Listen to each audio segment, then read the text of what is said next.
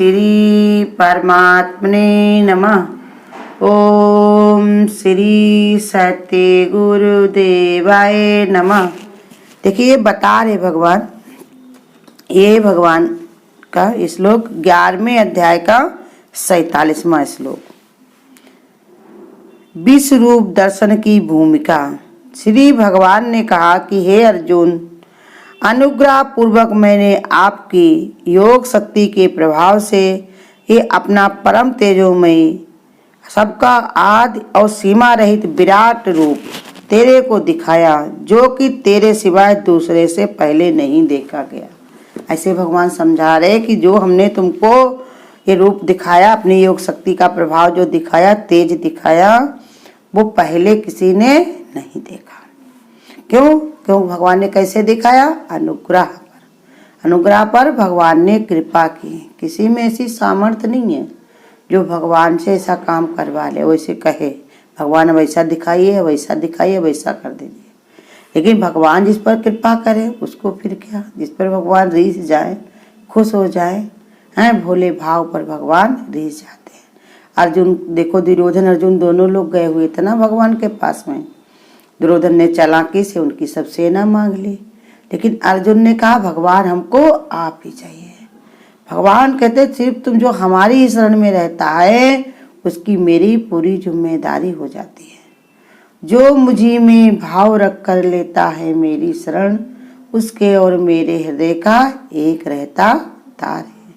भाव का भूखा हूँ मैं और भाव हुई एक सारे। भगवान भावना देखते हैं, प्रेम देखते हैं तुम्हारा। जितना जितना तुम्हारा भाव जुड़ा रहेगा भगवान के, उतने तुम निकट रहोगे। तो इसी पर बता रहे कि भगवान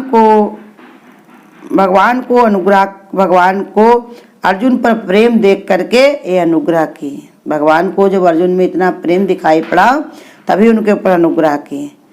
उनको दिखलाने में भगवान का अर्जुन के प्रति अनुग्रह ही कार्यशील था। भगवान कहते ऐसे नहीं कोई हम पर ऐसा करवा सकता, लेकिन जो कार्य में जो हमारे अंदर शील आया, मेरे अंदर शील माने क्या होता? नम्रता, बहुत ही उदारता। तो शील आया तभी हमने ऐसा करके दिखाया। उस अनुग्रह के बल पर अर्जुन ने भगवान पर परम तेजस्वी सीमा रहित सर्व उत्पत्ति कारण रूप देखा। आत्म योग शब्द से तात्पर्य यह है कि शरीर की ममता और वासना त्याग करके भगवान से आत्मयुक्त होने पर ही उस विश्व रूप को देखने की दिव्य दृष्टि प्राप्त होती है। जब तक भगवान ने कहा ममता अपने अंदर भरी रहती है, वासनाएं नहीं भरी रहती, तब तक ये रूप देखे जाने को साध्य नहीं है। और जब ये सब चीज भगवान ने कहा हट जाती हैं, आत्मयुक्त होने पर, जब आत्मा से युक्त हो जाता, आत्म भाव माने क्या है कि परमात्मा की शरण लेकर के उसी में ही समर्पण हो जाए। लेकिन संसार वाले क्या करते हैं? कहेंगे भगवान सब कुछ है तेरा, धन मन जन सब कुछ तेरा, तेरा तुझको अर्पण क्या लागे मेरा। लेकिन तुरंत ही कहेंगे अरे तुमने रुपया क्यों छू लिया, ऐसा क्यों हो गया, इसका जाने ना पाए, कैसे भी छल कपट करके हम अपना फिर से अपना वापस ले लें। हर समय यही सोचा करते, कोई है कैसी ऐसी विधि बनती जो 1 रुपए में 4 ठन्नी निकल पड़ती। क्या कोई रख पाया है आज तक? कोई रख भी दिया तो क्या लेकर के गा पाया है? कितना सब कुछ जोड़ा लोगों ने, लेकिन सब पड़ा का पड़ा रह गया। और जिन्होंने सब भगवान का समर्पण में कर दिया, संग्रह का विचार छोड़ करके जैसा हो रहा वैसे करने लगे, तो भगवान की कृपा देखो सदैव उन पर बसती रहती। वो जा करके भी नहीं जा पाए। शरीर का त्याग करने के बाद भी आज भी सबके हृदय में उनका वास रहता। कितने संत महात्मा हुए, लंगोटी लगा करके ही भगवान का स्मरण किया, भगवान की ध्यान किया, भगवान को यहाँ भी पाया। उस संसार को एक प्रमाण दे गए कि देखो भगवान को ये सब करने की जरूरत नहीं। देखो बताया कि एक जो पंडित जी ये थे, सत्य घटना बताई थी कि एक पंडित जी जो थे तो वो हमेशा देवी जी की पूजा किया करते, देवी में ही भगवान देखते थे, उन्हीं को सब कुछ मानते थे, रामकृष्ण की तरह। एक बार क्या हुआ, और अपना कोई काम उनको नहीं था, मतलब सब काम अपना करते थे अलग से, कुछ ना यज्ञ करना, न जप करना, न दान देना, ये सब नहीं करते थे, लेकिन हमेशा उन्हीं का ध्यान किया करते थे। कहते समय आया तो क्या हुआ, उनके घर में संतान का टाइम था तो वो कहीं बाहर गए हुए थे। पत्नी की उनकी जिम्मेदारी पति की ऊपर होती है, लेकिन पति जब बाहर थे तो स्वयं देवी जी उनकी अपने पति की बहन बनकर मुँह बोली, वो आके सब काम करके चली गई। पति उनकी पूजा अर्चना करते थे तो उनको देर में दर्शन हुए, लेकिन पत्नी उन्हीं की सेवा में अपने पति के ही इस पर छोड़े हुए थे अपने को। जैसा पति हमारे करेंगे वही ठीक है, उन्हीं के समर्पण मान रखी थी। तो भगवान ने वैसे रूप बना करके, वैसे देवी जी का रूप बना करके उनकी मदद करने के लिए आए। तो माने किसी न किसी रूप में भगवान कहीं मित्र बन जाता है, कहीं डॉक्टर बन जाता, कहीं मौलवी बन गया, कहीं कुछ हो गया, कहीं कुछ हो गया।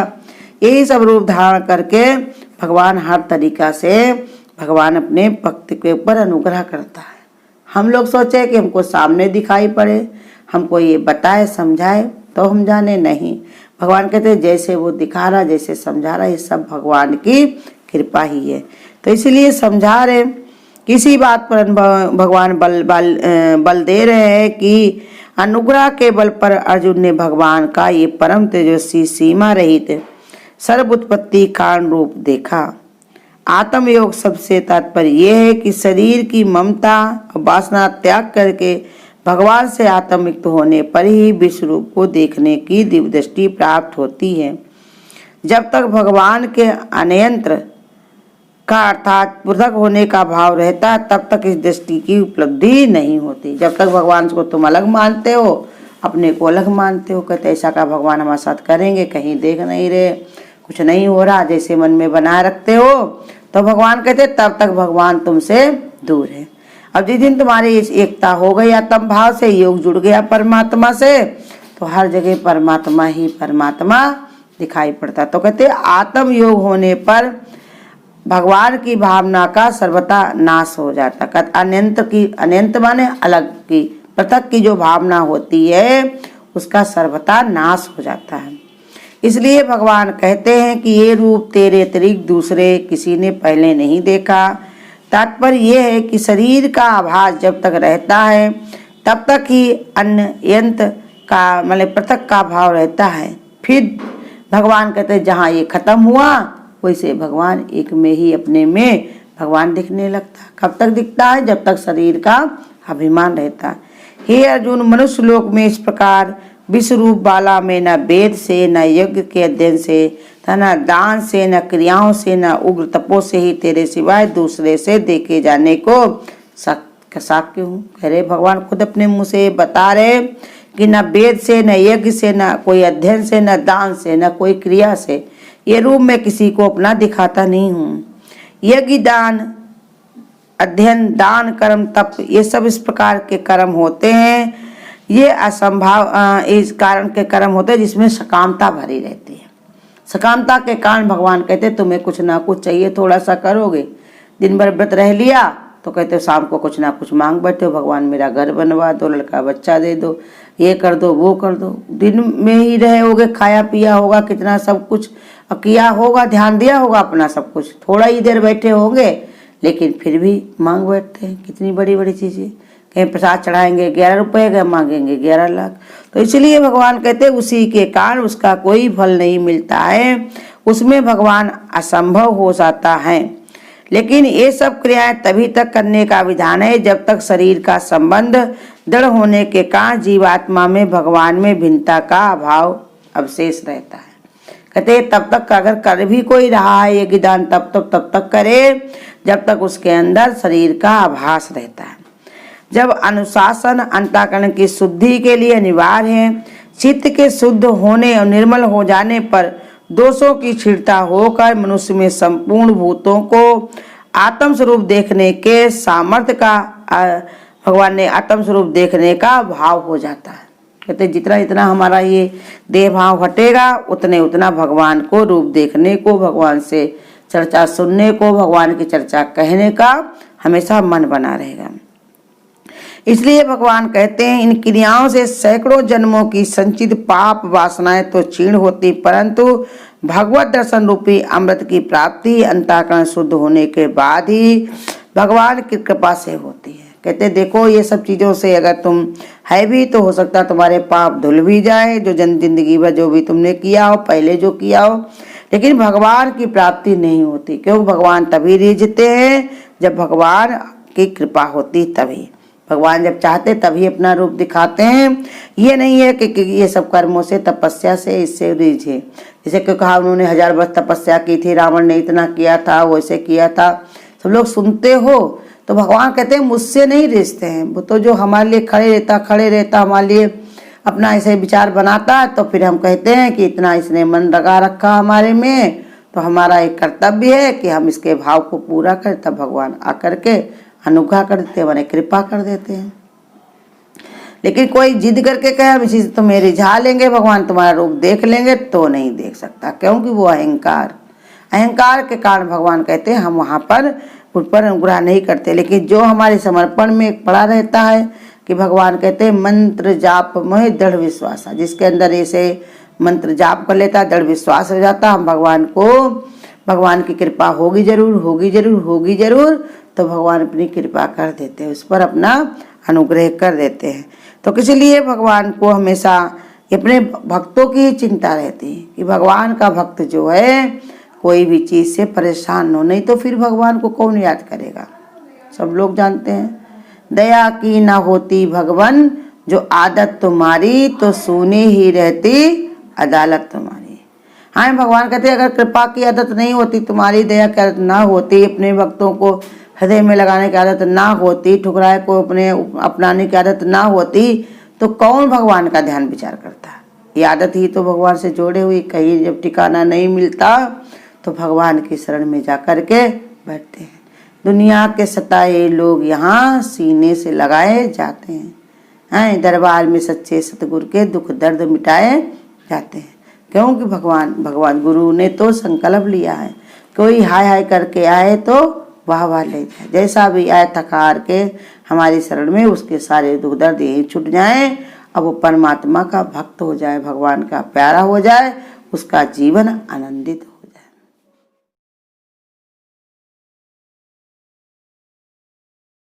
ही सुखी संसार में जिसने प्रभु से नाता जोड़ लिया, तोड़ दिया माया का बंधन, जग आसक्ति छोड़ दिया, वही सुखी संसार में जिसने प्रभु से नाता जोड़ लिया। ध्रुव प्रहलाद को प्रभु भक्ति का नशा जो मन में चढ़ आया, झेले कष्ट अनेकों लेकिन प्रभु नाम ना बिसराया। प्रभु की बन के दीवानी मीरा भाई ने घर छोड़ दिया, तोड़ दिया माया का बंधन, जग आसक्ति छोड़ दिया, वही सुखी संसार में जिसने प्रभु से नाता जोड़ लिया। करके कृपा प्रभु ने हमको नर्तन रतन समान दिया, माया में फंस कर न कभी भी हमने प्रभु का नाम लिया। अपने ही हाथों से हमने अपने सर को फोड़ लिया, तोड़ दिया माया का बंधन, जग आसक्ति छोड़ दिया, वही सुखी संसार में जिसने प्रभु से नाता जोड़ लिया। तोड़ दिया माया का बंधन, जग आसक्ति छोड़ दिया, वही सुखी संसार में जिसने प्रभु से नाता जोड़ लिया। अगर आपको आज की वीडियो अच्छी लगी हो तो वीडियो को लाइक और शेयर करना ना भूलें। आगे की वीडियोस देखने के लिए चैनल को सब्सक्राइब करें और नोटिफिकेशन बेल को